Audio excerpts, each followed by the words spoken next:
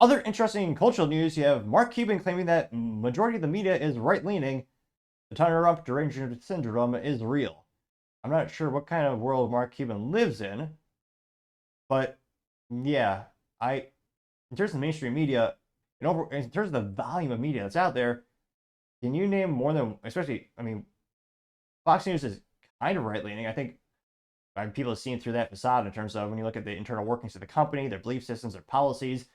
Most of them are pretty left-leaning, and especially after they called Arizona early, that was kind of, I think a lot of people saw the tipping point where they kind of started to see through the veil, so to say, and just the faith in Fox News dropped precipitously, especially after they keep firing all their top talent, especially Tucker Carlson, who is one of, I believe they call him the OG. Now, this actually, of course, is on the good old extra, thanks to the good old libs of TikTok, which she says, quote, Mark Cuban is actually out there claiming that the mainstream media leans right and is right-wing. This is factually false according to the data. The reason Fox has the most watched show is because they aren't pure trash like MSNBC, CNN, NBC, ABC, etc. Which I'm actually still surprised that Fox has any viewers these days. Especially in terms, I mean, they sold off the movie studio division, and shoot, in terms of TV shows, they had like 3 good ones throughout the years. Most of them are canceled after season 1. They're so bad. I think the only one that was actually that they can be credited to help create was Lucifer. That TV show ended after I think 2 seasons where Netflix bought them out and they revitalized the brand or the show, whatever you want to call it. I mean, the track record of Fox News is probably on par with the Republican Party. Yeah, not great. Now, I was gonna say I usually preface by saying what they have to say is infinitely better than what I'm saying. Well, Mark Cuban probably not so much, but go ahead and pull it up here. He's on the CNBC. Wait, was he wearing a long sleeve or a turtleneck? A blue turtleneck? Is that? No, really? Come on, he's a billionaire. He can't spend on a nice tactical turtleneck. Really, Mark? A little rudimentary there. What's the most watched news channel? Who are the most watched and viewed and listened to podcasts? Who are the most watched and listened to or Is it viewed? Fox? Yeah. Yeah. Right? Okay. I mean, it's not close, right? The #1 shows are all Fox. The #1 podcast lean right. Even in spite of that, she's been able to. Not in spite of that, in spite of that, yeah. Okay. Meaning the mainstream media is not who you think it is. The mainstream media truly leans right. Maybe. What's the most watched news channel? I can't but wonder how much money is Kamala Harris promising him? Or is Kamala Harris saying, I'm going to politically prosecute all these businesses except you, Mark? Mark, I was going to try to do a pun with Kamala Harris's accent.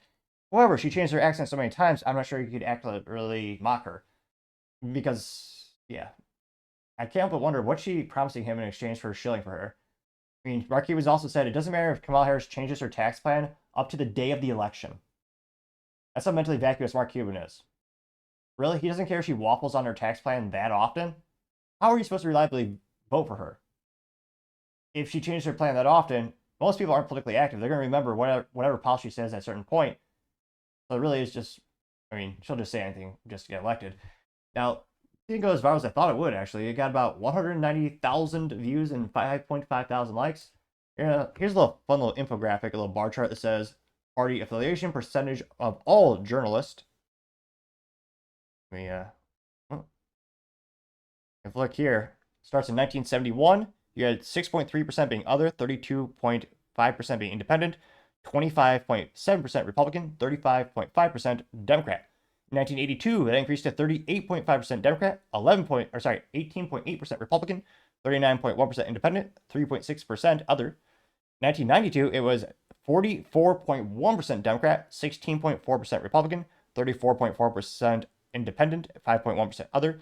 2002, Democrat went 35.9%, Republicans at 18%, 32.5% coming in as independents, and 13.6% as other.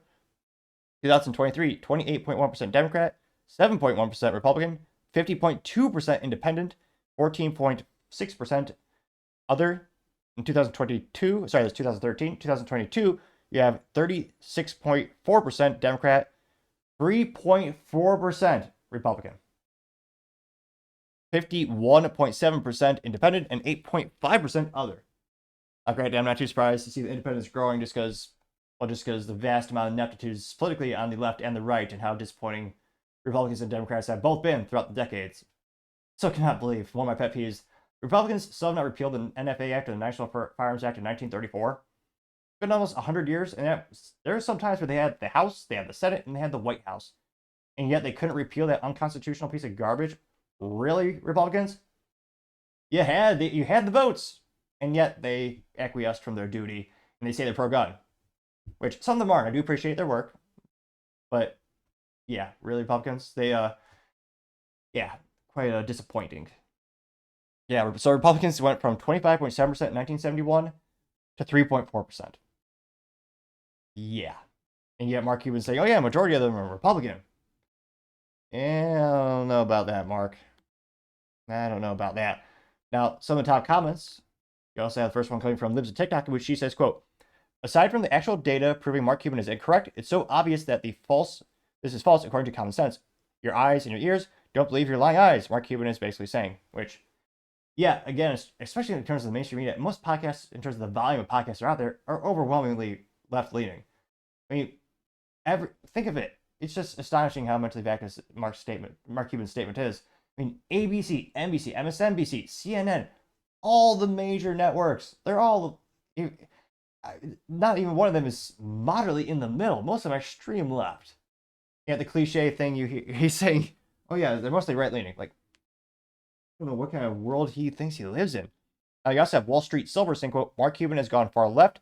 From the point of his view, even radical left wings like MSNBC or CNN might seem to lean right for him." Got 272 likes. There's a TikTok respondent saying, quote, "Either he believes that or he's just straight up knowingly gaslighting."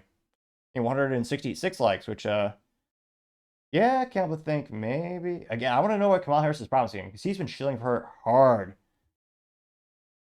Oh, they really have an AI picture of Kamala Harris with Mark Cuban's face, which is horrifying, though entertaining. And that got 68 likes, which I'll have to put that disclaimer on the YouTube saying, AI did a manipulation of that video.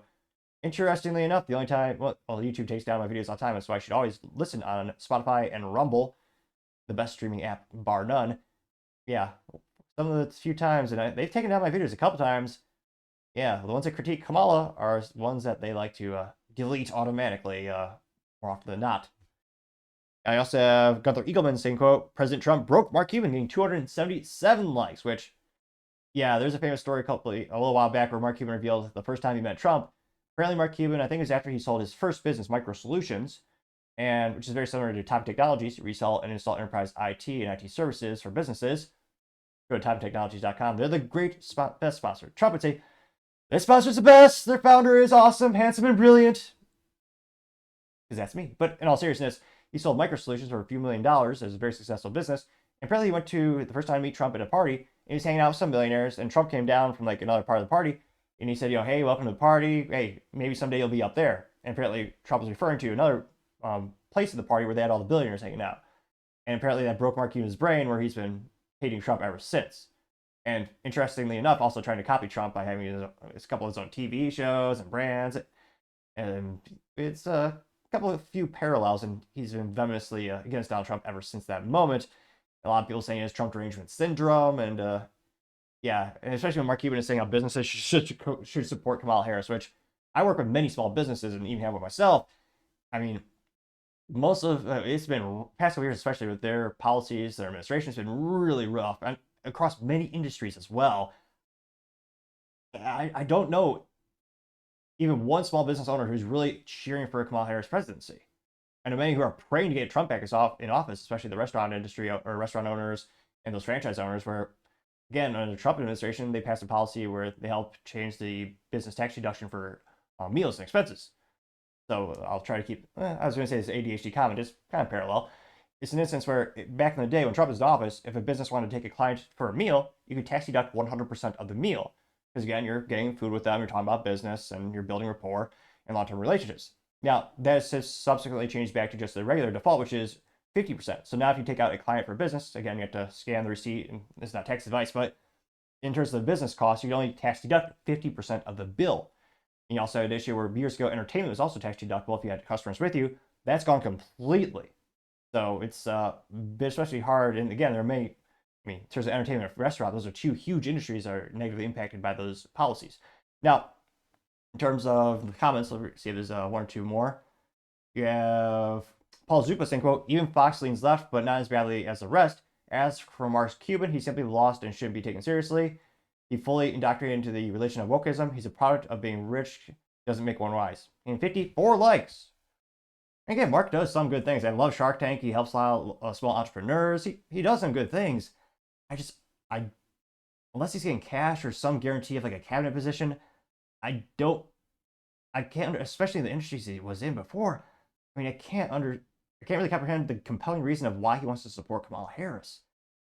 I mean, we'll do one or two more comments. America AF says the dumbest billionaire ever to exist, getting 147 likes.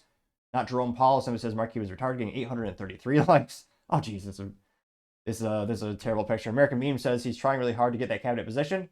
It's a horrifying picture of Mark Cuban with Kamala Harris's hair. And one of her suit jackets, pant jackets, whatever you call those things, getting 11 likes.